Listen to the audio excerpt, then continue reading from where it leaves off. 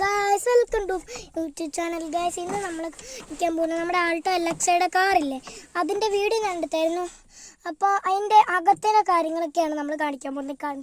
പിന്നെ കാറിൻ്റെയാണ്. ഓക്കെ, അപ്പോൾ ഫസ്റ്റ് നമ്മുടെ കാറിൻ്റെ സ്റ്റിയറിംഗ് ഉണ്ടോ? ഓ മൈ ഗോഡ്, അടിപൊളി സ്റ്റിയറിംഗ് ആണ്. കണ്ടോ, പവർ സ്റ്റിയറിംഗ് ഉള്ള കാറാണതേ. അതാണ് ഞാൻ പവർ സ്റ്റിയറിംഗ് എന്ന് പറഞ്ഞത്. കണ്ടോ, അടിപൊളിയാണ്. അതെ, കണ്ടോ, പവർ സ്റ്റിയറിംഗ് ആണ്.